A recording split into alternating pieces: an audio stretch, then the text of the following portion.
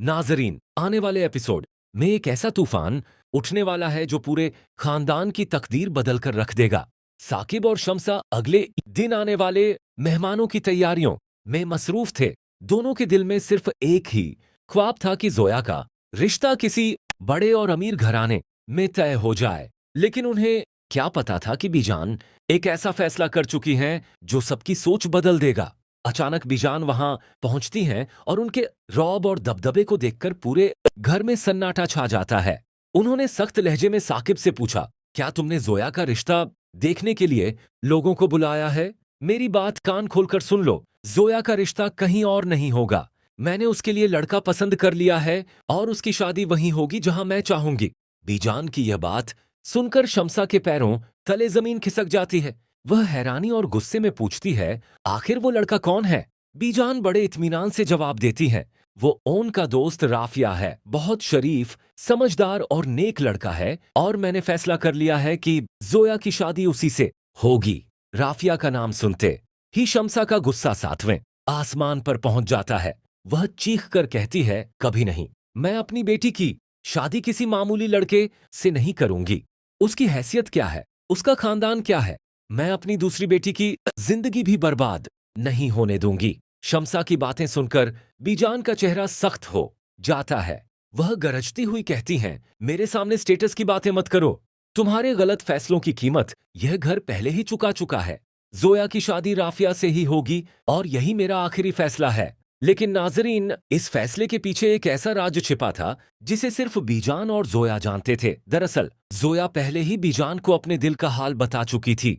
उसने रोते हुए कबूल किया था कि वह राफिया से मोहब्बत करती है और राफिया भी उसे चाहता है। बीजान ने अपनी पोती की आंखों में सच्ची मोहब्बत देख ली थी। उन्होंने जोया को गले लगाकर कहा, बेटी, तुम्हें डरने की जरूरत नहीं है, मैं तुम्हारे साथ हूं।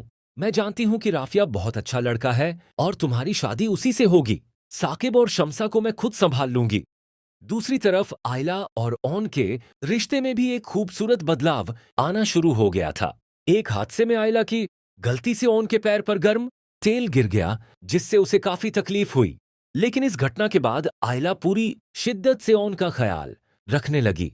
वह खुद उसके लिए खाना लेकर आती, उसे अपने हाथों से खिलाती और हर वक्त उसकी देखभाल करती। आयला के इस बदले हुए रवैये को देखकर ओन भी हैरान था। उसने मुस्कुराकर कहा, आयला, तुम्हारी इतनी इज्जत और मोहब्बत की आदत मुझे नहीं है।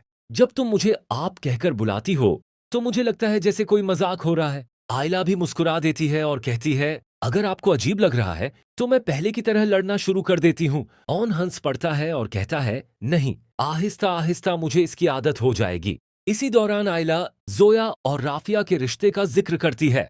ओन बिना किसी झिझक के कहता है, राफिया एक हीरा है, वह जोया को जिंदगी भर खुश रखेगा। पहली बार आयला को एहसास होता है कि ओन सिर्फ उसका ही नहीं बल्कि उसके पूरे परिवार का कितना बड़ा हमदर्द है। उधर शम्सा अपने कमरे में जाकर साकिब पर बरस पड़ती है। वह कहती है, आपकी माँ ओन के पीछे पागल हो गई हैं। पहले एक बेटी की जिंदगी का फैसला किया, अब दूसरी बेटी के लिए भी गरीब लड़का ढूंढ लिया।